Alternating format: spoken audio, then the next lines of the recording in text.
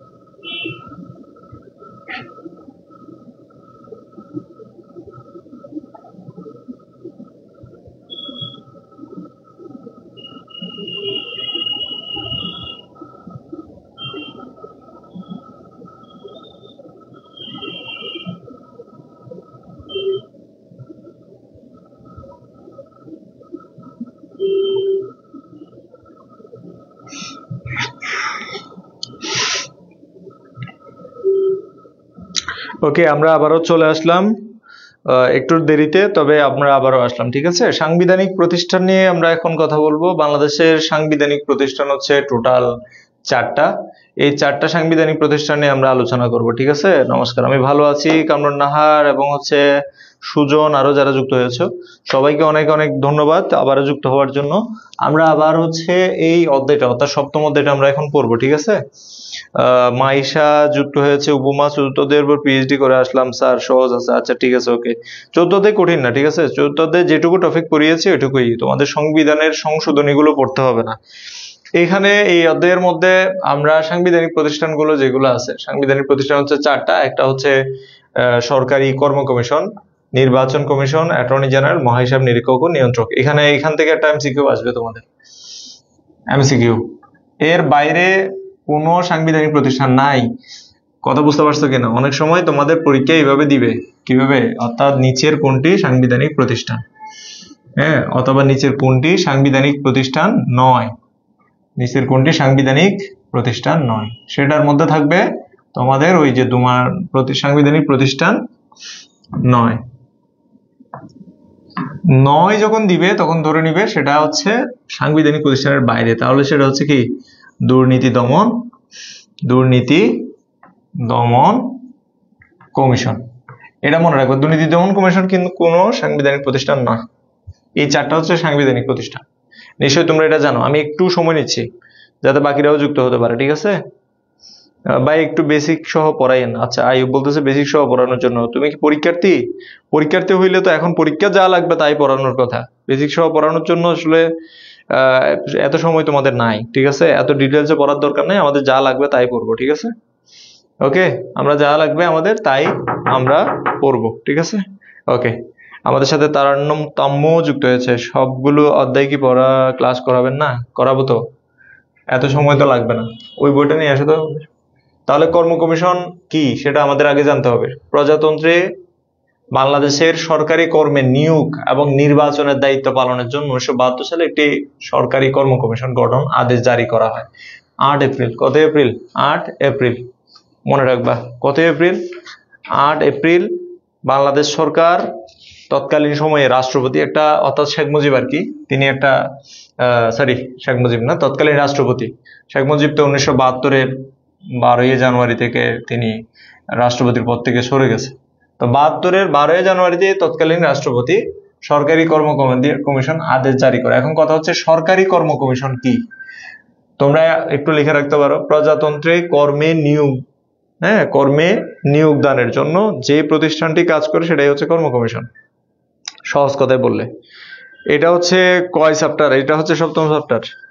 10ম অধ্যায় পড়াবো না, 10ম অধ্যায় তোমাদেরকে পড়তে বলছিলাম গত ক্লাস। তাহলে প্রজাতন্ত্রে কর্মে নিয়োজিত কর্মচারী নিয়োগদানের জন্য যে প্রতিষ্ঠান সেটাকে আমরা বলি কর্ম কমিশন। তাহলে কর্ম কমিশন কি? কর্ম কমিশন আবার বলছি যে প্রজাতন্ত্রে কর্মে নিয়োগদানের জন্য কর্মকর্তা কর্মচারী নিয়োগদানের জন্য যে প্রতিষ্ঠান সেটাই হচ্ছে কর্ম কমিশন। এবং সেটা শুধু ওইটা না, নিয়োগদানের জন্য যে প্রতিষ্ঠানের না, এর বাইরেও কিন্তু আলোচনা আছে। আমরা কর্ম কমিশনের এখন যেটা বলতেছি সেটা হচ্ছে গঠন নিয়ে। তো গঠনটা অর্থাৎ কিভাবে কর্ম কমিশনটা শুরু হয়েছে দেখো, তাহলে আমরা তারিখটা মনে রাখবো। কোন আদেশ? অর্থাৎ রাষ্ট্রপতির আদেশ, অধ্যাদেশ আর কি, একটা অধ্যাদেশের মাধ্যমে, আদেশের মাধ্যমে যে কর্ম কমিশন আদেশ জারি করে। এরপরে এই আদেশ অনুযায়ী বাংলাদেশ সরকারি কর্ম কমিশন এবং দ্বিতীয় কর্ম কমিশন, একটা কর্ম কমিশনের কাজ হচ্ছে প্রথম ও দ্বিতীয় শ্রেণীর গেজেটেড কর্মকর্তা, আরেকটা কর্ম কমিশনের কাজ হচ্ছে কি যে তৃতীয় এবং চতুর্থ শ্রেণীর গেজেটেড নন গেজেটেড কর্মকর্তা। তাহলে আমরা দুইটা কর্ম কমিশন পেলাম। একটা হচ্ছে প্রথম যেটা ছিল প্রথম কর্ম কমিশন, এটার কাজ হচ্ছে কি যে তোমার প্রথম এবং দ্বিতীয় এই দুই শ্রেণীর গেজেটেড কর্মকর্তা, তাহলে প্রথম ও দ্বিতীয় শ্রেণীর গেজেটেড কর্মকর্তা নিয়োগ দেওয়া, শ্রেণীর গেজেটেড কর্মকর্তা, ওকে, গেজেটেড কর্মকর্তা নিয়োগ দেওয়া এটা। আর দ্বিতীয় কর্ম কমিশন যেটা, এই দ্বিতীয় কর্ম কমিশনের ক্ষেত্রে আমরা বিশেষ করে দেখি সেটা হচ্ছে কি তৃতীয় এবং চতুর্থ শ্রেণী, তৃতীয় ও চতুর্থ শ্রেণীর এটা কাজ ছিল। এটা আমাদের এত মুখস্থ করতে হবে এটা আমি বলছি না, এটা আমাদের মুখস্থ করার দরকার নেই, আমরা জাস্ট মনে রাখবো, ঠিক আছে? এমসিকিউ থাকলেও থাকতে পারে। আচ্ছা স্যার, থার্ড চ্যাপ্টারের বঙ্গবন্ধুর জীবনী আছে, সেখানে থেকে সিকিউ আসবে না? এরপরে আমরা যাই যে তোমার, তো পরবর্তীতে কি হয়েছে দেখো, এই কর্ম কমিশন তাহলে নন গেজেটেড কর্মকর্তা যাচাই বাছাই পদোন্নতি ইত্যাদির বিষয় ছিল। তো আমরা পরবর্তীতে এই কর্ম কমিশন যেটা, এই কর্ম কমিশন দুইটা কর্ম কমিশনকে একত্রিত করে একটা কর্ম কমিশন করা হয়।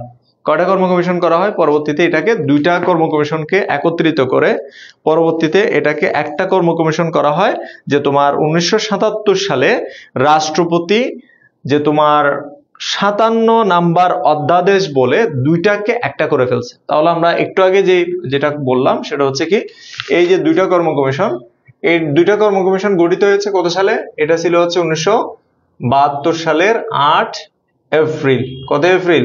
8 এপ্রিল। তো এই দুইটাকে একত্রিত করে 1972 যেটা আমরা বললাম যে 8 এপ্রিল যেটা, এটা দুইটাকে একত্রিত করে পরে 1977 সালে 1977 সালে একদম তারিখ যদি বলি যে তোমার তারিখ হচ্ছে 28 নভেম্বর একটা অধ্যাদেশ জারি করছে। যে অধ্যাদেশটা হচ্ছে 57 নং অধ্যাদেশ, মনে রাখবা 57 নম্বর কি অধ্যাদেশ। এই অধ্যাদেশের মাধ্যমে পরবর্তীতে 1977 সালের ডিসেম্বরের কত তারিখ? ডিসেম্বরের হচ্ছে 22 ডিসেম্বর, যে এই মানে আদেশ কার্যকর হয় এবং এখন পর্যন্ত একটি কর্ম। তাহলে 22 ডিসেম্বর থেকে বাংলাদেশের কয়টা কর্ম কমিশন? 22 ডিসেম্বর থেকে বাংলাদেশে একটি কর্ম কমিশন, অর্থাৎ এই দুইটাকে একত্রিত করে এই যে 22 ডিসেম্বর থেকে আমাদের একটাই কর্ম কমিশন আছে, এবং এটা হচ্ছে বাংলাদেশ কর্ম কমিশন বা বাংলাদেশ পাবলিক সার্ভিস কমিশন। তাহলে ইংরেজিতে এটাকে বলা হয় পিএসসি, অর্থাৎ ফুল ফর্ম হচ্ছে পাবলিক, ফুল ফর্ম হচ্ছে কি পাবলিক সার্ভিস কমিশন। মোর্শেদ কলমটা রেখে আসছে ওখানে, ওই মোটাটা আনো তো, এটাতে সিকন লেখা উঠতেছে। তাহলে যেটা বললাম যে ভাইয়া পুরোনীতি সেখানে কি জাস্ট বোর্ড কোশ্চেন্স হবে, এই কলমটা না ওইখানে রেখে আসছে আমি বলে।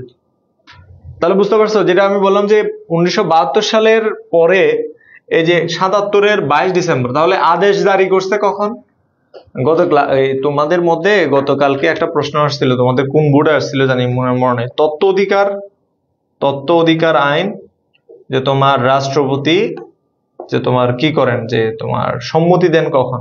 তো ওইটা প্রশ্নটা ওইরকম ছিল, কিন্তু তথ্য অধিকার আইন পাস হয় আমরা 6 এপ্রিল, কিন্তু এটা স্বাভাবিকভাবে 5 এপ্রিল হবে। তাহলে এখানে দেখো 77 22 ডিসেম্বর একটি কর্ম কমিশন করা হয়, যেটার ফুল ফর্ম হচ্ছে কি পিএসসি। এটাকে আমরা ফুল ফর্ম লিখলে public service commission, public service commission, okay. তো এটা তো তোমরা নিশ্চয়ই জানো যে পাবলিক সার্ভিস কমিশন, এটা আমি আর লিখলাম না, তোমাদের বইয়ে আছে, এটা ফুল ফর্ম মনে রাখবা। পিএসসি এর ফুল ফর্ম তোমাদের পরীক্ষায় আসবে, পিএসসি এর ফুল ফর্ম, এটাকে বাংলাদেশ বিপিএসসি বলা হয়, যে বাংলাদেশ অ্যাড করে তাহলে যে বাংলাদেশ পাবলিক সার্ভিস কমিশন হবে, ঠিক আছে। বাংলাদেশ পাবলিক সার্ভিস কমিশন হবে। আচ্ছা গেল। এখন বাংলাদেশ পাবলিক সার্ভিস কমিশন যেটা, এটা গঠিত হয়েছে কোন অনুচ্ছেদ, এগুলো আমরা ডিরেক্ট মুখস্থ রাখবো। 37 নম্বর অনুচ্ছেদে গঠিত হয়েছে। 38 নম্বর অনুচ্ছেদে কর্ম কমিশনের সদস্য নিয়োগের কথা বলছে। 39 নম্বর অনুচ্ছেদে বলে কর্ম কমিশনের সদস্যের মেয়াদের কথা বলছে। 40, 41। এখন আমরা মনে রাখবো কিভাবে এগুলা? আমরা মনে রাখবো খুব ইজিলি। আমরা খুব ইজিলি মনে রাখবো যে প্রথমে হতে হবে, গঠিত হতে হবে। যে গঠিত না হলে তো সেটা আর হবে না। তারপরে গঠিত হওয়ার পরে সেটা সদস্য নিয়োগ দিতে হবে না? আমরা তাহলে এভাবে মনে রাখবো যে গঠিত হইতে হবে প্রথমে, তারপরে সদস্য থাকতে হবে সেই প্রতিষ্ঠানে, সদস্যদের কিছু কাজ। তাহলে কাজ কি? যে তোমার এই যে তোমার কর্ম কমিশনের দায়িত্বের কথা। তাহলে দেখো, গঠিত হওয়া, সদস্য সংখ্যা এবং হচ্ছে এদের মেয়াদ, এরপরে হচ্ছে কি যে তোমার কাজের কথা বলছে, এরপরে হচ্ছে তাদের রিপোর্ট। তাহলে 41 নম্বরের রিপোর্ট। 40-এ কাজ, 40-এ কত কাজ, 41-এ কি রিপোর্ট, 141 নম্বর তোমার 141 নম্বরে তোমার রিপোর্টের কথা বলছে। এবং হচ্ছে 38 নম্বর যেটা, সেটাতে হচ্ছে কর্ম কমিশনের সদস্য সংখ্যা। তোমরা তো সদস্য সংখ্যার বিষয়ে একটু পরেই পাবে। তো তোমার এর পাশাপাশি যে বেঙ্গল, যেটা বেঙ্গল, হ্যাঁ, সিভিল সার্ভিস কমিশন গঠিত হয়েছে 1937 সালে। এটা আমাদের মুখস্থ করার দরকার নাই, আমরা মনে রাখবো যদি আমাদের এরকম আসে। বেঙ্গল, বেঙ্গল মানে হচ্ছে বাংলায় আর কি, যে বাংলায় প্রথম যেটা, সেটা হচ্ছে 1937 সালে। তো এটা আমরা একটু লাস্ট একটা অতিরিক্ত তথ্য হিসেবে মনে রাখবো, ঠিক আছে? অতিরিক্ত তথ্য হিসেবে আমরা মনে রাখবো, বাকিগুলো মনে রাখার দরকার নেই। আমরা এই তথ্যগুলো আমরা পড়ার সময় আমরা বুঝে যাব, ঠিক আছে, কিভাবে গঠিত হয়েছে। তাহলে সংবিধানের যে আমরা যেটা একটু আগে বলছি, যে সংবিধানের মধ্যে যে কর্ম কমিশন যে গঠনের কথা, সেটা রাষ্ট্রপতির 57 নম্বর অধ্যাদেশ অনুযায়ী 28 নভেম্বর এটা আদেশ জারি করেন। পরে এটা 22 ডিসেম্বর এটা গঠিত হয়েছে। বর্তমানে বাংলাদেশে একটি কর্ম কমিশন রয়েছে। এগুলোর দরকার নাই, এগুলো মুখস্থ করার দরকার নাই। 60টি শাখায় বিন্যস্ত, এটা মনে রাখতে পারো। গঠন হচ্ছে 137 নম্বর অনুচ্ছেদে। তাহলে বাংলাদেশের সংবিধানের 2য় পরিচ্ছেদে বলছে কি, 137 নম্বর অনুচ্ছেদে আইনের দ্বারা বাংলাদেশের জন্য এক বা একাধিক কর্ম কমিশন থাকবে। এরপর 38 নম্বর অনুচ্ছেদে বলা হয়েছে কি, বললাম যে কর্ম কমিশনের সদস্য সংখ্যা কতজন হবে। এটা সদস্য সংখ্যা, সদস্য হচ্ছে এখানে স্পষ্টভাবে উল্লেখ করছে 6 জন এবং সর্বোচ্চ হচ্ছে 15 জন। তাহলে সদস্য সংখ্যা সর্বোচ্চ 6 জন, সর্বোচ্চ হচ্ছে 15 জন আর সর্বনিম্ন হচ্ছে 6 জন। তাহলে 6 থেকে 15 এর ভিতরে থাকতে হবে, এর বাইরে যাওয়া যাবে না। ওকে, তাহলে আমরা মনে রাখবো, এইটুকু মনে রাখবো, যেটুকু আমি বলতেছি এইটুকু মনে রাখবো, ঠিক আছে? তাহলে যাদেরকে নিয়োগ দিবে, এই যে দেখো, যে 6 থেকে 15 জন যে যাদেরকে নিয়োগ দিবে, তাহলে অর্ধেকের কখনো কম হওয়া যাবে না যারা 20 বছর ধরে বাংলাদেশের ভিতরে কাজ করছে। তাহলে অর্ধেকের কম হওয়া যাবে না যারা বাংলাদেশের মধ্যে কয় বছর ধরে কাজ করছে, 20 বছর ধরে কাজ করতেছে। তার মানে হচ্ছে যদি 6 জন হয়, তাহলে 3 জন এমন ব্যক্তি হইতে হবে যারা 20 বছর ধরে বিভিন্ন সরকারি কাজে নিযুক্ত ছিল। যদি 12 জন হয়, তাহলে অবশ্যই 6 জন করে এমন ব্যক্তি হতে হবে যারা 20 বছর ধরে বাংলাদেশে কাজ করছে। তাহলে হচ্ছে অর্ধেকের বা ততোধিক বাংলাদেশের রাষ্ট্রে, অর্থাৎ হচ্ছে 20 বছর বা ততোধিক, তার চেয়ে বেশি বাংলাদেশের সীমার যে কোনো কার্যরত কোনো সরকারের কর্মে কোনো পদে অধিষ্ঠিত ছিলেন। রাষ্ট্রপতি 57 নম্বর অধ্যাদেশ অনুযায়ী সরকারি কর্ম কমিশনের সভাপতি এবং অন্যান্য সদস্য সংখ্যা। তাহলে এখন কথা হচ্ছে কি, কর্ম কমিশনের নিয়োগ দেয় কে? সব কর্ম কমিশনের, অর্থাৎ কর্ম কমিশন থেকে শুরু করে সকল সাংবিধানিক সংস্থার নিয়োগদাতা হচ্ছে একমাত্র রাষ্ট্রপতি। একমাত্র কে? রাষ্ট্রপতি। আমরা তাহলে কর্ম কমিশনের বিষয়ে জানলাম। তাহলে 6 থেকে 15 জন, এবং সংবিধানের মধ্যে যেটা আমরা জানি যে 137 নম্বর অনুচ্ছেদ অনুযায়ী এটা গঠনের কথা বলছে। এবার আমরা যাই কর্ম কমিশনের দায়িত্বের বিষয়টা নিয়ে চলে যাই। কর্ম কমিশনের দায়িত্ব কি? কর্ম কমিশন তোমরা জানো যে প্রজাতন্ত্রের কাজে দক্ষ এবং উপযুক্ত কর্মচারী নিয়োগের উদ্দেশ্যে যাচাই বাছাইয়ের জন্য তারা 3 ধাপে পরীক্ষা নেয়। আমরা যদিও বা 3 ধাপে বলি, কিন্তু পরীক্ষার পদ্ধতি কিন্তু একটু অন্যরকম। আমরা যেমন ধরো প্রাথমিক যাচাই বাছাই, প্রিলিমিনারি টেস্ট, এরপরে হচ্ছে লিখিত পরীক্ষা আছে, এরপরে হচ্ছে মৌখিক পরীক্ষা, ডাক্তারি পরীক্ষা এবং তদন্ত, পুলিশ তদন্ত। অর্থাৎ বিসিএস এ নিযুক্ত হওয়ার জন্য, কর্ম কমিশনে নিযুক্ত হওয়ার জন্য কয়েকটা ধাপ আমরা লিখবো। প্রথমটা হচ্ছে প্রিলি, যেটাকে আমরা প্রাথমিক যাচাই বাছাই বলছি। এখানে তোমাদের প্রিলিমিনারি টেস্টের কথা বলা আছে। তাহলে একজন কর্মচারী নিয়োগ দেওয়ার জন্য প্রথমে হচ্ছে প্রিলি তাদেরকে দিতে হয়। তো প্রিলিমিনারি যেটা আছে, প্রিলি এটাই প্রিলি দিতে হয়। এরপরে হচ্ছে রিটেন, অর্থাৎ হচ্ছে প্রত্যেক সদস্যকে রিটেন পরীক্ষা দিতে হয়। এরপরে হচ্ছে ভাইভা আছে, হ্যাঁ। এরপরে হচ্ছে মেডিকেল টেস্ট, হ্যাঁ, মেডিকেল তো মেডিকেলের পরে যারা উত্তীর্ণ হয় তারাই হচ্ছে তোমার তদন্তের মাধ্যমে অর্থাৎ গোয়েন্দা তদন্তের মাধ্যমে অর্থাৎ পুলিশ তদন্ত বা গোয়েন্দা তদন্ত, যাই হোক এই যে 5টা স্তরের কথা বললাম, নিয়োগদানের 5টা স্তর আছে। তো কাজ কি কি আসলে, কর্ম কমিশনের কাজ কি সেটা আমরা এখন আলোচনা করব। দেখো সংবিধানের 140 নম্বর অনুচ্ছেদে বলা আছে কোন কর্ম কমিশনের কাজগুলোর মধ্যে প্রজাতন্ত্রের কর্মে নিয়োগদানের জন্য উপযুক্ত ব্যক্তিদিগকে মনোনয়নের উদ্দেশ্যে যাচাই বাছাই করা, এবং এই অনুচ্ছেদের 2 দফায় অনুযায়ী রাষ্ট্রপতি কর্তৃক যে কোনো বিষয় সম্পর্কে কমিশনের পরামর্শ চাওয়া হলে কমিশনের দায়িত্ব সংক্রান্ত কোনো বিষয় কমিশনের নিকট প্রেরণ করা হলে সেই সম্বন্ধে রাষ্ট্রপতিকে উপদেশ প্রদান করা। তাহলে আমরা প্রথমে জানলাম যে কাজের জন্য যে কোনো ব্যক্তিদের নিয়োগ দেওয়া, যাচাই বাছাই করা, তাদের পদোন্নতি, ভাতা, বেতন, দায়িত্ব বন্টন করা থেকে শুরু করে যত ধরনের কাজ সব কর্ম কমিশন করে। রাষ্ট্রপতি যদি কোনো পরামর্শ চায় তাহলে রাষ্ট্রপতিকে পরামর্শ দেয়, এবং এর পাশাপাশি হচ্ছে আরো কি কাজ করে সেগুলো হচ্ছে কি এখানে উল্লেখ করা আছে। এরপরে হচ্ছে বলছে কি প্রজাতন্ত্রের কর্মের জন্য যোগ্যতা ও তাদের নিয়োগ পদ্ধতি সম্পর্কিত বিষয়াদি, প্রজাতন্ত্রের কর্মের নিয়োগ দান ও উপযুক্ত উক্ত কর্মের এক শাখা হতে অন্য শাখায় পদোন্নতি দান, বদলিকরণ এবং অনুরূপ নিয়োগ দান, পদোন্নতি দান এবং বদলিকরণের জন্য প্রার্থীর উপযোগিতা নির্ণয়ের সম্পর্কে অনুসরণীয় নীতি এবং অবসর ভাতা অধিকার সহ প্রজাতন্ত্রের কর্মের শর্তাবলীকে প্রভাবিত করে এইরূপ বিষয়াদি এবং প্রজাতন্ত্রের কর্মের শৃঙ্খলামূলক বিষয়াদি। এখানে এক কথায় বলতে কি, আমি সহজ করে বললে তোমাদেরকে প্রজাতন্ত্রের কর্মে নিয়োগ দানের জন্য যত ধরনের ফর্মালিটিস আছে সব ধরনের কাজ কর্ম কমিশন করে। তাদেরকে যাচাই বাছাই, পরীক্ষা নেওয়া থেকে শুরু করে পুলিশ তদন্ত সবকিছু, তাদের বেতন ভাতা থেকে শুরু করে তাদের তাদের যে কাজের সেক্টর সেটা নির্ধারণ করে দেওয়া, অর্থাৎ পোস্টিং এক এলাকা থেকে অন্য এলাকায় নিয়ে যাওয়া, এবং যত ধরনের প্রশাসনিক কাজ আছে সব কর্ম কমিশন করে থাকে। তাদের বেতন ভাতা থেকে শুরু করে তাদের অবসরকালীন যত ভাতা দেওয়া দরকার সেগুলো থেকে শুরু করে সকল ধরনের তোমার প্রশাসনিক কাজকর্ম কর্ম কমিশন করে থাকে। এবং রাষ্ট্রপতি যদি কোনো ধরনের কি চায়, পরামর্শ চায়, তাহলে সেক্ষেত্রেও পরামর্শ দিয়ে থাকে। এবার 41 নম্বরের রিপোর্ট কি? রিপোর্ট হচ্ছে কখন প্রকাশিত, এটা পরীক্ষা এমসিকিউতে আসতে পারে। 41 নম্বর অনুচ্ছেদে বলা হয়েছে কর্ম কমিশন প্রতি বছর মার্চ মাসে, কোন মাসে? মার্চ মাসে তার আগের বছরে, ধরো মার্চ 2025 সালে প্রকাশ করবে, তার আগের বছরের অর্থাৎ প্রথম দিবসে তার পূর্ববর্তী 31শে ডিসেম্বর সমাপ্ত এক বছর, অর্থাৎ 1 জানুয়ারি থেকে 1 জানুয়ারি কত থেকে 2024 থেকে তোমার 31 ডিসেম্বর 2024 পর্যন্ত যত কাজ যত যা কিছু করছে কর্ম কমিশন তার একটা রিপোর্ট প্রকাশ করবে 1 মার্চের 1 তারিখে। তাহলে প্রতি বছর মার্চ মাসের প্রথম দিবসে তা বা তার পূর্ববর্তী 31 ডিসেম্বরের সমাপ্ত এক বছরের কাজ প্রকাশ করবে, এবং এই রিপোর্টটা কাকে দিবে? রাষ্ট্রপতির কাছে পেশ করবেন। তাহলে কার কাছে দিবেন? রাষ্ট্রপতির কাছে পেশ করবেন। ঠিক আছে, মনে রাখবা, রাষ্ট্রপতির কাছে কি দিবেন? পেশ করবেন, এটা আমরা মনে রাখবো। আবার কর্ম কমিশনের গোপনীয়তা ও দক্ষতা বা সততা কেন দরকার সে বিষয়ে আমরা কথা বলি। কর্ম কমিশনের স্বতন্ত্রতা দরকার। কর্ম কমিশন অন্য কমিশনের মতো হবে না, এটা স্বতন্ত্র বৈশিষ্ট্য থাকা দরকার। কারণ হচ্ছে এইটার মাধ্যমেই হচ্ছে রাষ্ট্রের কর্মচারী নিয়োগ দিবে, এই জন্য এটার স্বতন্ত্র বৈশিষ্ট্য থাকে। নিরপেক্ষ না হলে কিন্তু কর্ম কমিশন কোনো একটা দলের হয়ে কাজ করলে সেই দলের লোকদেরকে নিয়োগ দিবে, এই জন্য নিরপেক্ষতা দরকার। এর পাশাপাশি আরেকটা যেটা দরকার সেটা হচ্ছে কর্ম কমিশনের গোপনীয়তার বিষয়টা কেন দরকার? কারণ হচ্ছে কর্ম কমিশন যদি গোপনীয়তার লঙ্ঘন করে তাহলে রাষ্ট্রের সার্বভৌমত্ব হুমকির মধ্যে পড়তে পারে, এই জন্য গোপনীয়তা দরকার। সরকারি কর্ম কমিশনের দক্ষতা এবং সততাও দরকার। যদি দক্ষ না হয়, সততা না থাকে, তাহলে কর্ম কমিশন অনেক সময় বিতর্কিত হয়ে যেতে পারে, এই জন্য দক্ষতা সততা দরকার। তাহলে কি কি দরকার?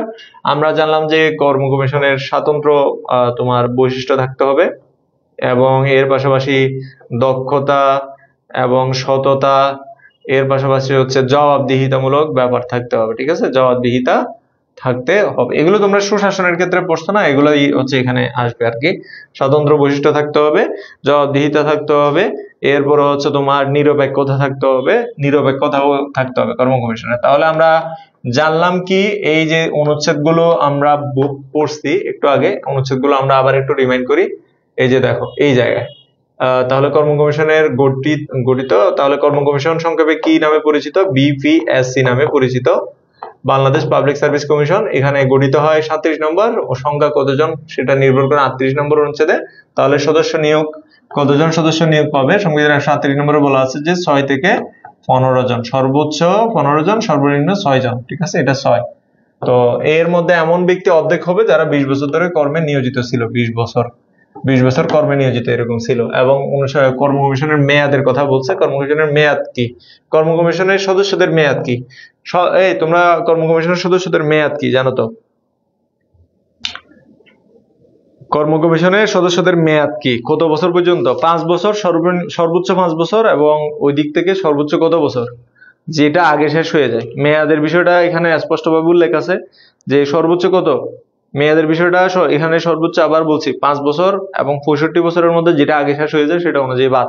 তার মানে কি? কর্ম কমিশনের একজন সদস্যের মেয়াদ, এই যে মেয়াদের মধ্যে বলছে কি যে সর্বোচ্চ 5 বছর এবং সর্বোচ্চ 65 বছর। তাহলে দেখো সর্বোচ্চ 5 বছর মানে কেউ একজন ধরো বিপিএসসি তে তোমার চেয়ারম্যান হিসেবে দায়িত্ব নিল, তাহলে সে যদি 5 বছর শেষ হয় তাহলে সে বিপিএসসি চেয়ারম্যান থেকে চলে যাবে। যদি বয়সের দিক থেকে 65 বছর হয়ে যায় তাহলে তাও সে বিপিএসসি থেকে চলে যাবে।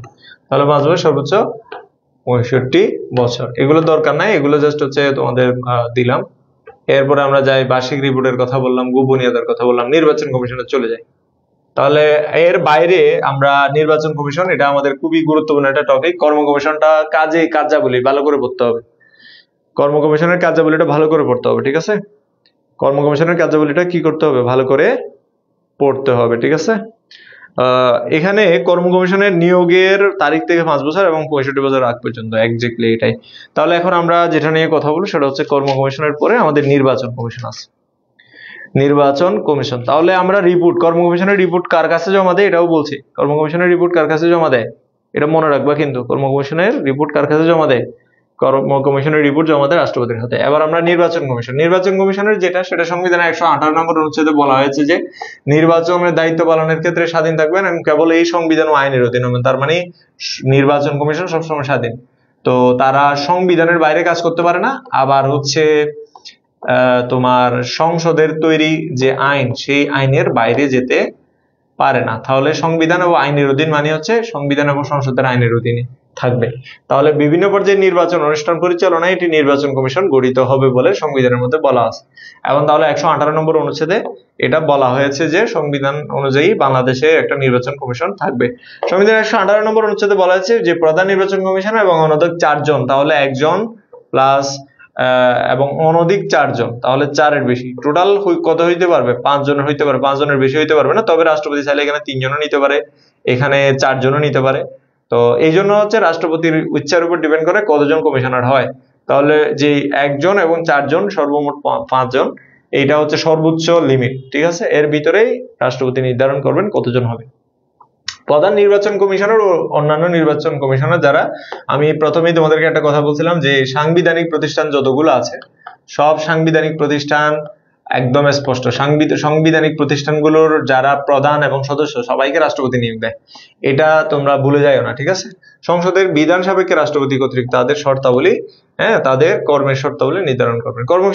তোমার নির্বাচন কমিশনের কাজ, নির্বাচন কমিশনের কাজ হচ্ছে রাষ্ট্রপতির পদের নির্বাচন অনুষ্ঠান পরিচালনা করা, জাতীয় সংসদের নির্বাচন অনুষ্ঠান সম্পন্ন করা, সংসদের সকল নির্বাচনের জন্য তাদের ভোটার তালিকা প্রণয়ন, অর্থাৎ সংসদের যত ধরনের নির্বাচন হবে সেগুলোর ভোটার তালিকা প্রণয়ন, তত্ত্বাবধান ও নির্দেশ প্রদান করা, সংসদের সকল নির্বাচনের জন্য নির্বাচনী এলাকা নির্ধারণ করা। দেখো সংসদের নির্বাচনী এলাকা আমি তাহলে সংক্ষেপে বললে যেটা দাঁড়ায় সেটা হচ্ছে কি রাষ্ট্রপতির নির্বাচন থেকে শুরু করে একদম গ্রাম পর্যায়ের ইউনিয়ন পরিষদ নির্বাচন, সকল নির্বাচন কমিশন পরিচালনা করে।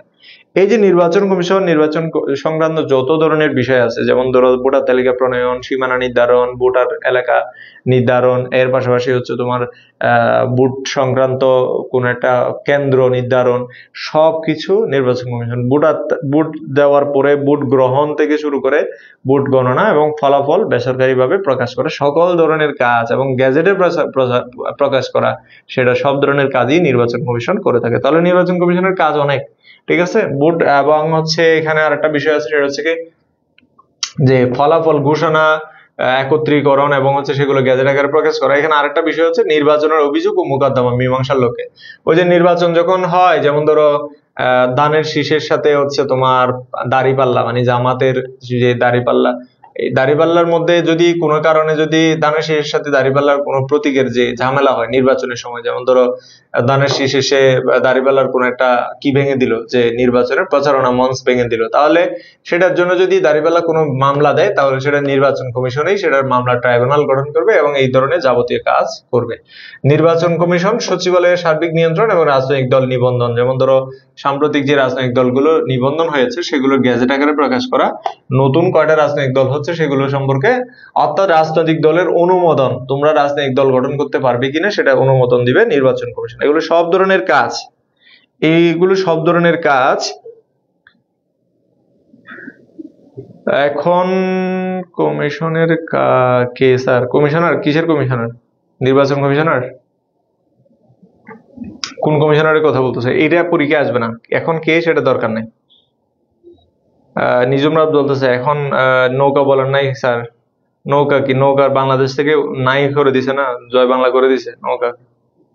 তো এখন আসি আমরা যে বিষয়টা, যে রাজনৈতিক দলের নিবন্ধন ও তা গেজেটের প্রকাশ এবং উল্লেখিত কার্যাদি ব্যতি রেখে সংবিধান অনুযায়ী এবং আইনের দ্বারা অর্পিত অতিরিক্ত দায়িত্ব পালন।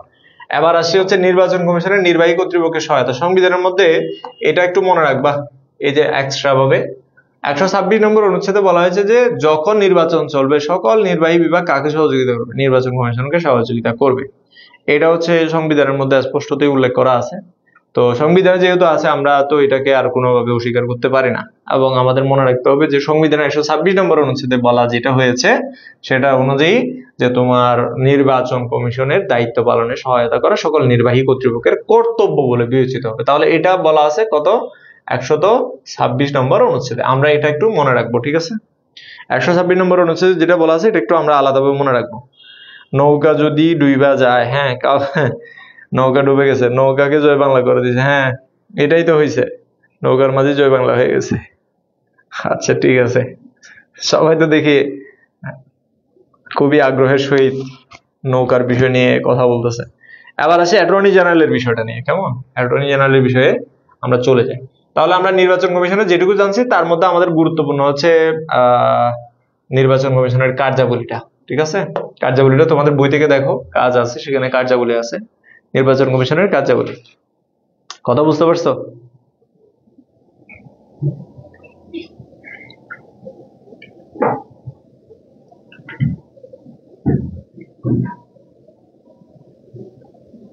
আমরা যেটা জানি সংসদ নির্বাচনের ক্ষেত্রে যেমন ধরো হাসুয়াপা যে পালাই গেছে, হাসুয়াপা পালানোর পরে যদি আরেকটা সরকার গঠিত না হতো তাহলে 90 দিনের ভিতরে, কত দিনের ভিতরে? 90 দিনের ভিতরে নির্বাচন দিত কে? অর্থাৎ রাষ্ট্রপতি নির্বাচনের তারিখ ঘোষণা করতো 90 দিনের ভিতরে। কিন্তু শাহাবুদ্দিন চুপ্পু নিজেই তো আওয়ামী লীগের একজন, তো যার কারণে হচ্ছে উনি নির্বাচনের তারিখ ঘোষণা করতে পারেন নাই, চাপে পড়ে অন্তর্বর্তীকালীন যে সরকারটা হয়েছে সেটা হচ্ছে বিচার বিভাগের রায় অনুযায়ী, বিচার বিভাগ যেভাবে করতে বলছে এখন তারা সেভাবে করেছে। তাহলে কার্যাবলীটা ভালো করে দেখবা। তাহলে এমনি আমরা জানি যে সরকারের পতনের পর এটা পরীক্ষায় আসতে পারে, সরকার ভেঙে গেলে, অর্থাৎ হচ্ছে কোন সংসদ ভেঙে গেলে, সরকার ভেঙে গেলে না, সংসদ ভেঙে গেলে, কি সংসদ ভেঙে গেলে কত দিনের ভিতরে নির্বাচন দেয়? 90 দিন। আমরা নিয়ম অনুযায়ী 90 দিনের ভিতরে নির্বাচন দেওয়ার কথা। তো এই জন্য বিএনপি মাঝে মধ্যে ওই নির্বাচনের কথা বলে আর কি, ঠিক আছে? ফারহানা ফায়েল, আচ্ছা এত হাসি তোমার, এত খুশি। ওই তো আমার গলা ব্যথার কারণে আমি বেশি কথাও বলতে পারতেছি না, আমি হাসতেও পারতেছি না বেশি। আচ্ছা 90 দিন, এখানে দুইটা আসলে 2 অধ্যায় থেকে কয়টা আসবে? এখান থেকে দুইটা অধ্যায় থেকে 3টা প্রশ্ন আসবে, অর্থাৎ হচ্ছে সংবিধান ও সাংবিধানিক প্রতিষ্ঠান থেকে 3টা প্রশ্ন আসতে পারে, ঠিক আছে? শেখ হাসিনা পালায় না, আচ্ছা যাই হোক, এগুলো নিয়ে আর বলার দরকার নাই, আমরা আপাতত পড়ার বিষয় নিয়ে মনোযোগী হই, ঠিক আছে? যত অপ্রয়োজনীয় বলবো ততই পড়া ভুলে যাবা। 64 নম্বর অনুচ্ছেদে অ্যাটর্নি জেনারেলের কথা বলা হয়েছে। পদমর্যাদায় অ্যাটর্নি জেনারেল রাষ্ট্রের প্রধান সরকারি আইন কর্মকর্তা, বাংলাদেশের সকল আদালতের মামলা পরিচালনার অধিকার তার রয়েছে। পদাধিকার বলে তিনি সকল বারের প্রধান এবং কাউন্সিলের বার কাউন্সিলের চেয়ারম্যান এবং সকল বারের প্রধান। তিনি সুপ্রিম কোর্টের একজন বিচারকের নিয়ে মর্যাদা ভোগ করবেন। তার মানে হচ্ছে সুপ্রিম কোর্টের একজন বিচারক যেরকম মর্যাদা পায় সেরকম মর্যাদা দেওয়া হবে তাকে, এবং তিনি সকল বারের প্রধান, সকল বার কাউন্সিলের প্রধান এবং সকল আদালতে তার বক্তব্য তিনি পেশ করতে পারবেন। তো তোমার অ্যাটর্নি জেনারেলের সাথে আরো অনেকেই সহকারী অ্যাটর্নি জেনারেলের ভূমিকা পালন করে। অ্যাটর্নি জেনারেল হচ্ছে বাংলাদেশের সর্বোচ্চ প্রশাসনিক কর্মকর্তা, আইন কর্মকর্তা। মনে রাখবা, বাংলাদেশের সর্বোচ্চ আইন কর্মকর্তাকে অ্যাটর্নি জেনারেল মনে রাখবা, সর্বোচ্চ মানে বাংলাদেশের প্রধান সরকারি আইন কর্মকর্তা। পরীক্ষায় এটা প্রশ্ন আসতে পারে যে অ্যাটর্নি জেনারেল কে বা অ্যাটর্নি জেনারেল কি, তাহলে বলবো অ্যাটর্নি জেনারেল বাংলাদেশের সরকারের যে প্রধান আইন কর্মকর্তা বা প্রধান বা সর্বোচ্চ আইন কর্মকর্তা। তাহলে তিনি পদাধিকার বলে একজন সুপ্রিম কোর্টের বিচারকের মতো মর্যাদা ভোগ করবেন এবং তিনি পদাধিকার বলে বারের চেয়ারম্যান এবং সকল বারের প্রধান। অ্যাটর্নি জেনারেলের কাজ কি? আচ্ছা, অ্যাটর্নি জেনারেলের বিষয়ে এত বেশি আমাদের পড়ার নাই, অ্যাটর্নি জেনারেলের কাজগুলোই আমাদের দেখতে হবে। সংবিধানের কত নম্বর অনুচ্ছেদের কথা বলছি আমি? মনে রাখবা 64 নম্বর অনুচ্ছেদ অনুযায়ী বাংলাদেশের অ্যাটর্নি জেনারেল পদ রাখা হয়েছে। সুপ্রিম কোর্টের বিচারক হওয়ার যোগ্য কোনো ব্যক্তিকে, মানে সুপ্রিম কোর্টের বিচারক হওয়ার মতো যোগ্যতা যার আছে সেরকম একজন ব্যক্তিকে অ্যাটর্নি জেনারেল হিসেবে নিযুক্ত করবেন। ঠিক আছে?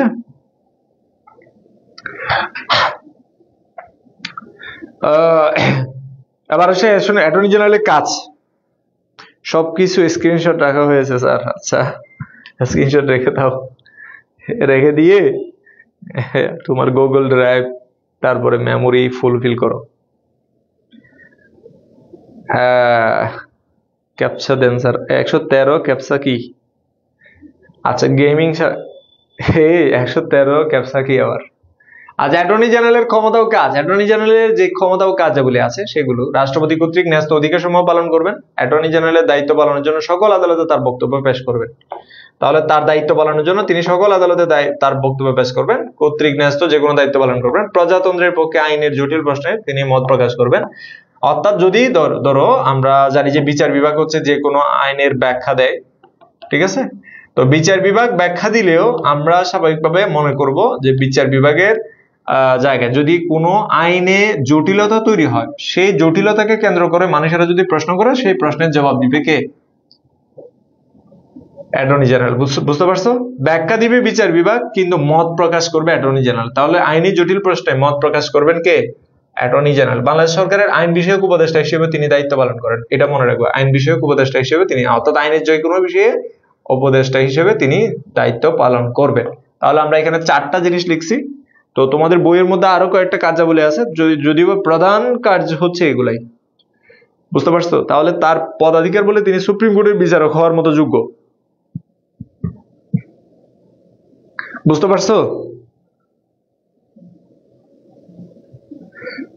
কেউ কি ভাই আর বিয়ের দাওয়াত পাইছো? ভাই আর বিয়ের দাওয়াত কি আবার? কিসের বিয়া?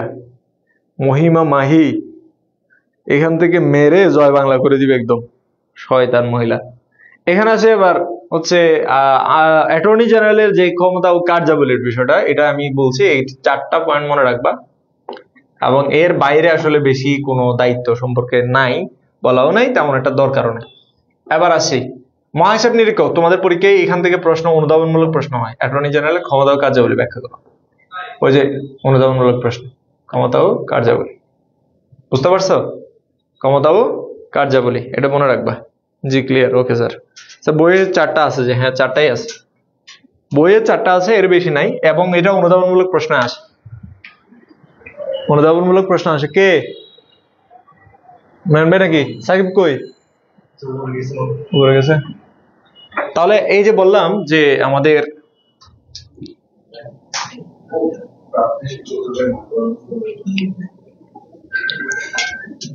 ছবি দিয়ে তাও আবার ফেস হাইড করে, এগুলো তোমাদের আনোয়ার স্যারকে মানায়। তোমাদের আনোয়ার স্যারকে জিজ্ঞেস করো এই বিষয়ে। যাই হোক, এখানে যে বিষয়টা বললাম মহাহিসাব নিরীক্ষক ও নিয়ন্ত্রক, মহাহিসাব নিরীক্ষক ও নিয়ন্ত্রকের বিষয়টা দেখো 127 নম্বর অনুচ্ছেদে বলছে। 27 নম্বর অনুচ্ছেদ। তাহলে এর আগে একটা অনুচ্ছেদ আমরা পাইছিলাম না? এই 126 নম্বর অনুচ্ছেদটা কি বিষয়ে ছিল বলো? তোমরা অনেক দুষ্টামি করতেছো দেখি। 126 নম্বর অনুচ্ছেদটা কি বিষয়ে ছিল বলো? হ্যাঁ, 126 নম্বর অনুচ্ছেদটা কি বিষয়ে ছিল? মুবাশশারা ক্লাস শুরু হয়েছে সবে, তোমাদের 2টা অধ্যায় পড়াচ্ছি। 126 নম্বর অনুচ্ছেদটা কি বিষয়ে ছিল? বললাম যে তোমার নির্বাহী বিভাগ নির্বাচন কমিশনকে সহযোগিতা করার বিষয়ে যে নির্দেশনা আছে সেটা 126 নম্বর। তো আমরা মনে রাখতে পারবো যে 126 এর পরের যেটা 127 নম্বর অনুচ্ছেদে যে তোমার মহাহিসাব নিরীক্ষক ও নিয়ন্ত্রকের একজন মহাহিসাব নিরীক্ষক ও নিয়ন্ত্রক থাকবেন বলে উল্লেখ করেছে। মহাহিসাব নিরীক্ষক ও নিয়ন্ত্রকের কাজ কি, দায়িত্ব কি, দায়িত্বগুলো সম্পর্কে এখানে আছে। ওকে, তো তোমার অ্যাটর্নি জেনারেলের বিষয়টা তো বললাম।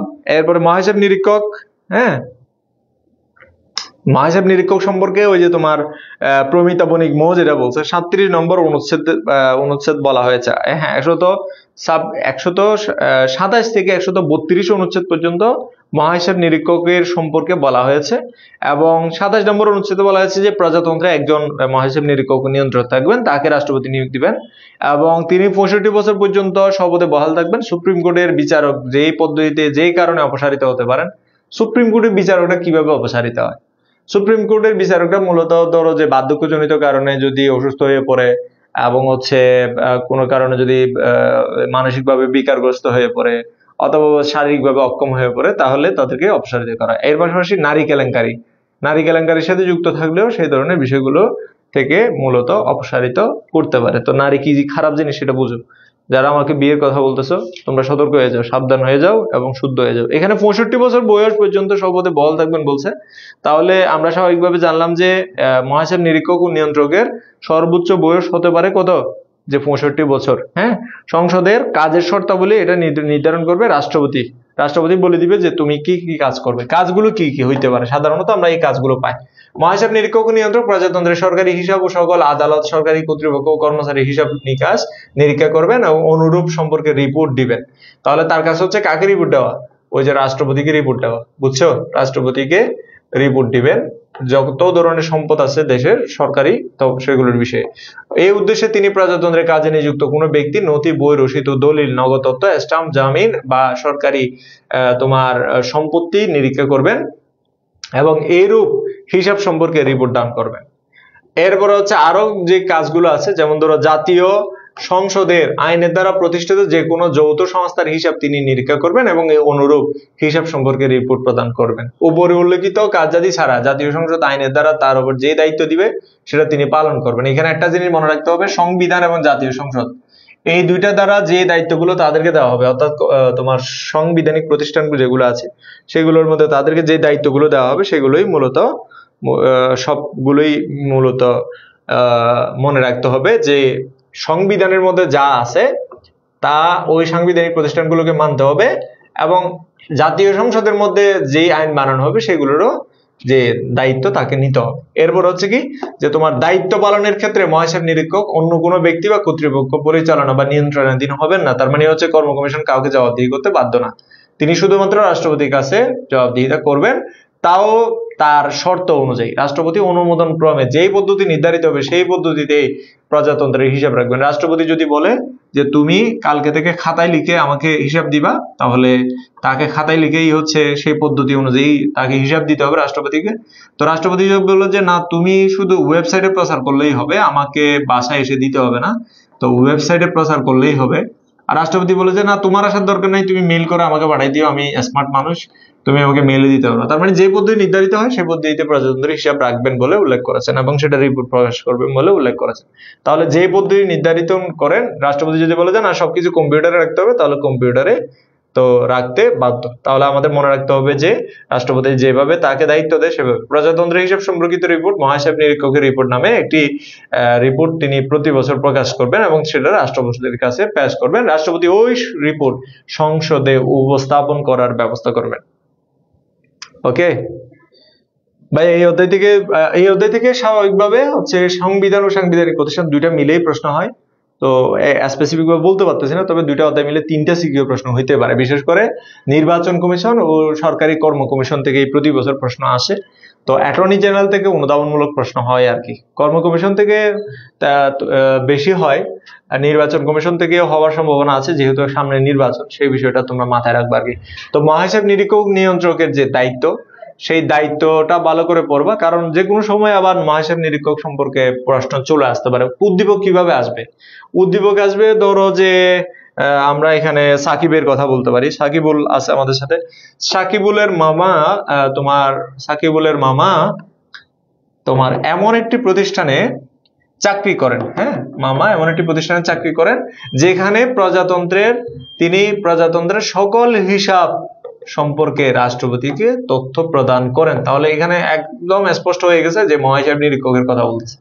আবার যদি এরকম আসে যে তোমার ধরো যে মাইশার বাবা এমন একটি প্রতিষ্ঠানে চাকরি করেন যেখানে তোমার প্রজাতন্ত্রের কর্মচারী নিয়োগ দেওয়া হয়, তাহলে কর্ম কমিশনের কথা বলছে, তাহলে কর্ম কমিশনের কথা। যদি আবার এরকম হয় যে ধরো এখানে সাদিয়া আছে, হ্যাঁ সাদিয়া নাদিয়া যেগুলো আছে, তো ধরো সাদিয়ার মামা এমন একটি প্রতিষ্ঠানে চাকরি করেন যেটা হচ্ছে বাংলাদেশের নির্বাচন পরিচালনার ক্ষেত্রে ভূমিকা রাখেন এবং নির্বাচনের ভোটার তালিকা প্রণয়ন থেকে শুরু করে সকল কাজ করেন, তাহলে নির্বাচন কমিশনের কথা বলছে, ঠিক আছে। আবার যদি এরকম হয় যে তোমার আরেকটা কি আছে যে মহাহিসাব নিরীক্ষক ও অ্যাটর্নি জেনারেল, হ্যাঁ, তো ধরো আরেকজনের নাম যেমন রোকনের কথা আছে এখানে। রোকন যেটা বলছে যে রোকন যে বিষয়টা বলছে, রোকনের মামার বিষয়ে যেটা উদ্দীপক আসতে পারে, ধরো এরকম একটা উদ্দীপক, এটার নাম একটা প্রতীকী নাম আর কি। ধরো রোকনের মামা হচ্ছে এমন একটি প্রতিষ্ঠানে কাজ করেন যেখানে তিনি সকল বারের প্রধান এবং তিনি রাষ্ট্রের সর্বোচ্চ আইন কর্মকর্তা। উদ্দীপক হচ্ছে এইভাবেই হবে, দুই একটা বৈশিষ্ট্য দিবে অথবা কাজ দিবে, এইভাবে উদ্দীপকটা হবে এবং সুন্দর করে এখান থেকে প্রশ্নের উত্তর করার চেষ্টা করবে, ঠিক আছে। ওকে, আচ্ছা, ওকে, বুঝতে পারছো কিনা? এই মাহি, আমি তোমাকে ব্লক করে দিব। তোমার প্রত্যেকটা ক্লাসে উল্টাপাল্টা কমেন্টস করার অভ্যাস যায় না। এবার আসে হচ্ছে আমরা এর বিষয়ে, এই অধ্যায়টা তো আমাদের প্রায় শেষ। আরেকটা প্রতিষ্ঠান আছে যেটাকে আমরা বলি দুর্নীতি দমন কমিশন, দুদক, সংক্ষেপে কি বলি, দুদক। এটা কিন্তু সাংবিধানিক প্রতিষ্ঠান নয়, ঠিক আছে, সাংবিধানিক প্রতিষ্ঠান নয়। দুর্নীতি দমন কমিশন কাজ শুরু হয়েছে মূলত 9 মে। আমি তোমাদেরকে একটু রিকোয়েস্ট করব, দুদকের বিষয়ে আমাদের একটু পড়তে হবে যে এটা একটা সরকারি সংস্থা, সরকারি সংস্থা, ওকে। তো এই যে দুদক, দুদকের পুরো নাম হচ্ছে দুর্নীতি দমন কমিশন, দুর্নীতি দমন কমিশন, ওকে। এই যে দুর্নীতি দমন কমিশন, এটা গঠিত হয়েছে মূলত যে তোমার মানে কাজ শুরু হয়েছে। এখানে অনেকগুলো তারিখ আছে, তো অনেকগুলো তারিখ আসলে আমাদের জন্য মানে খুবই, যেটাকে আমরা বলি যে আমাদের কাছে এলোমেলো মনে হইতে পারে। যেমন ধরো রাষ্ট্রপতির অনুমোদনের পর এটি আইনে পরিণত হয় 23 ফেব্রুয়ারি, তাহলে আমরা লিখব 23 ফেব্রুয়ারি 2004 সালে। কত সালে? 23 ফেব্রুয়ারি 2000 কত সালে? 2004 সালে এটি প্রতিষ্ঠা হয়। তাহলে গঠিত হয়, যদি বলা হয় দুদক গঠিত হয়, এটা হচ্ছে গঠিত, বুঝছো? তো কাজ শুরু হয়েছে মূলত মেতে, ফেব্রুয়ারির পরে কাজ শুরু, সেটা হচ্ছে 9 মে। কত মে? 9 মে 2004, 9 মে, ওকে, বুঝতে পারছো কিনা? তাহলে 9 মে 2004 সালে, ওকে, দেখে ফেলছি। দুর্নীতি দমন কমিশন, দুদক। ইনডিরেক্টলি তোর নামটা বলতে চাচ্ছ আর কি? আচ্ছা, সামিহা, আচ্ছা,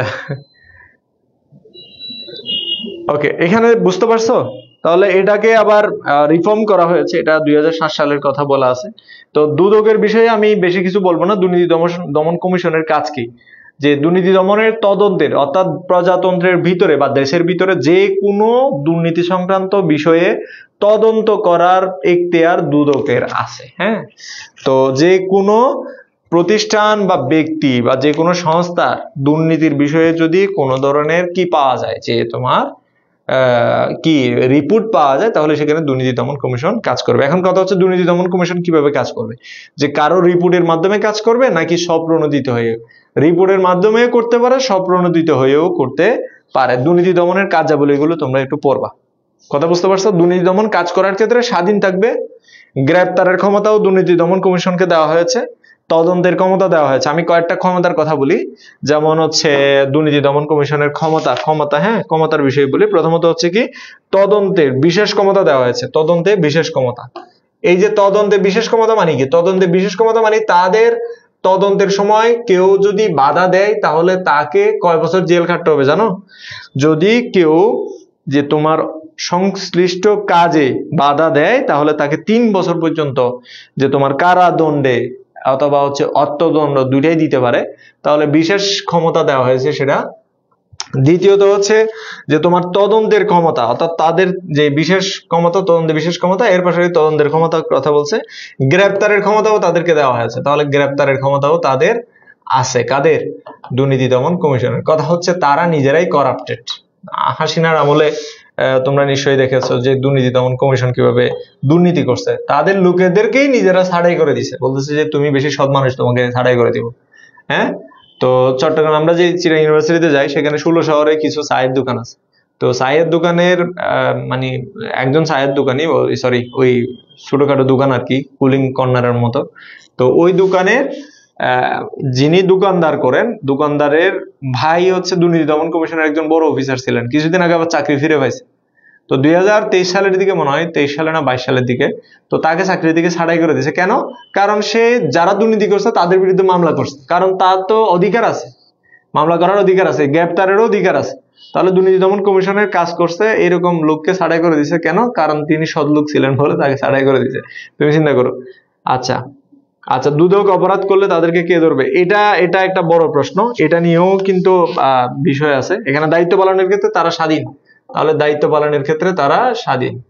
তো দুদকে দায়িত্ব পালনের ক্ষেত্রে তারা কি স্বাধীন, এটা বলছে, যদিও বা স্বাধীন বলছে আর কি। এটা অনেক ক্ষেত্রে দেখা যায় যারা সরকারের ক্ষমতায় থাকে তারাই এদেরকে নিয়ন্ত্রণ করে। আরেকটা বিষয় বলছে, সেটা হচ্ছে কি, যে কমিশনের আর্থিক স্বাধীনতা। কমিশন যে কোনো আর্থিক স্বাধীনতা পাবে কাদের কাছ থেকে? সরকারের কাছ থেকে। সরকারের থেকে তারা যত ইচ্ছা বাজেট নিতে পারে, আর্থিক স্বাধীনতা তাদেরকে দেওয়া হয়েছে। তবে সেটা অবশ্যই ভাউচার আকারে তাদের খরচের বিষয়গুলো দেখাতে হবে, ঠিক আছে?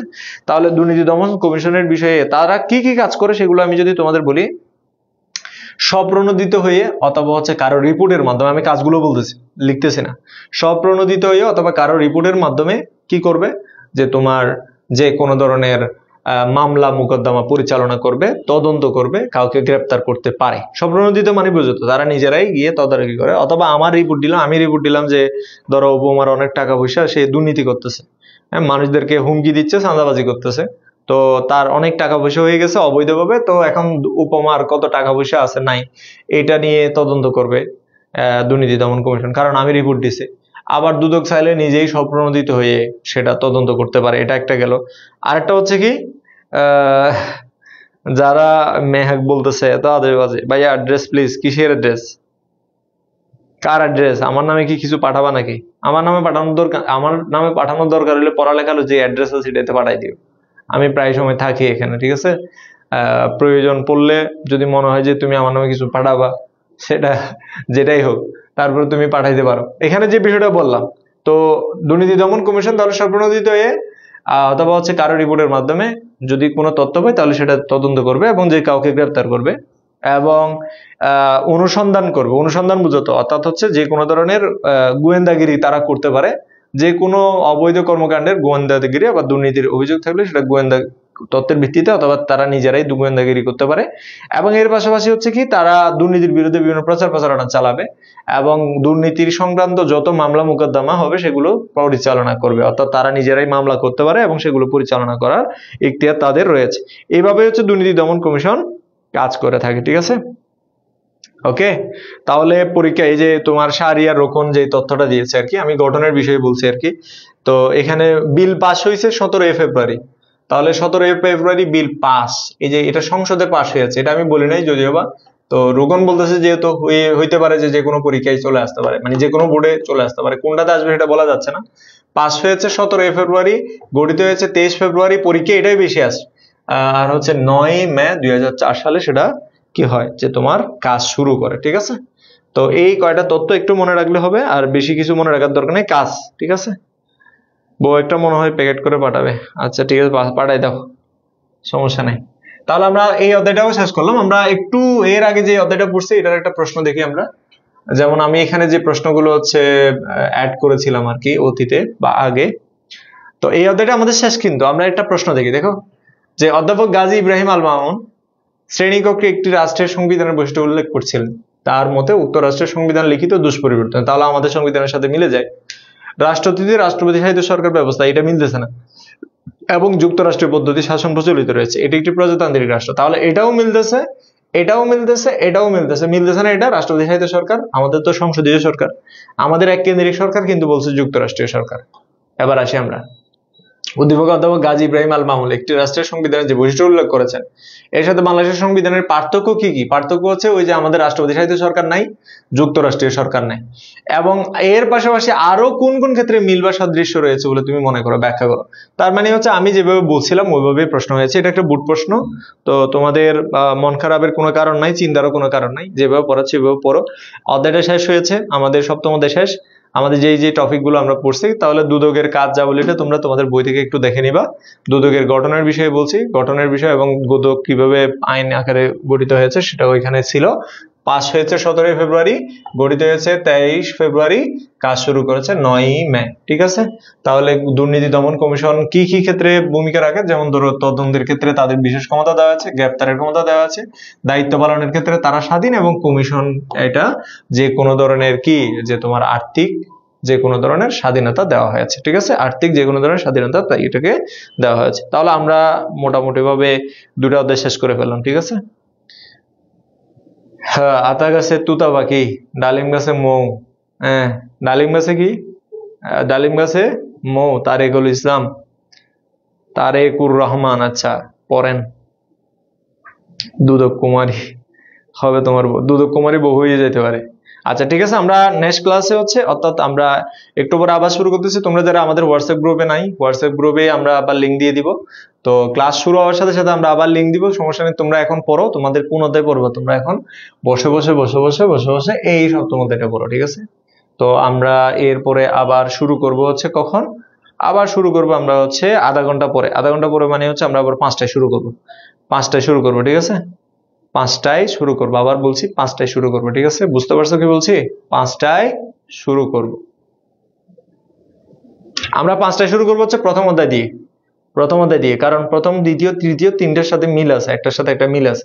প্রথম অধ্যায় দিয়ে শুরু করব, তোমাদের যে সিলেবাসের টপিক গুলো আছে সেগুলো দিয়ে। ঠিক আছে, আমরা আবার 5টায় শুরু করব, এবং আমাদের ক্লাস হচ্ছে বাকি 3টা অধ্যায় আমরা চেষ্টা করবো হচ্ছে আমরা 2 ঘন্টা 2.5 ঘন্টার ভিতরে শেষ করতে, এবং তোমরা 7:30 থেকে ধরো তোমরা নিজেরাই কি করতে পারো, পড়তে পারো। ঠিক আছে,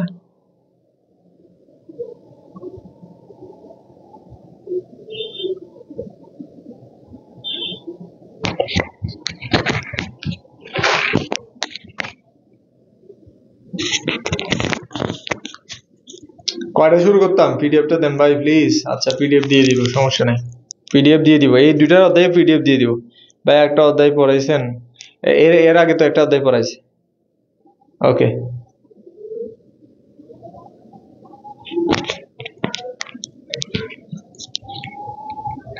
এই অধ্যায়গুলো তো সহজ, বাদ দিচ্ছ কেন? বাদ দিলে তো ভুল করতেছো।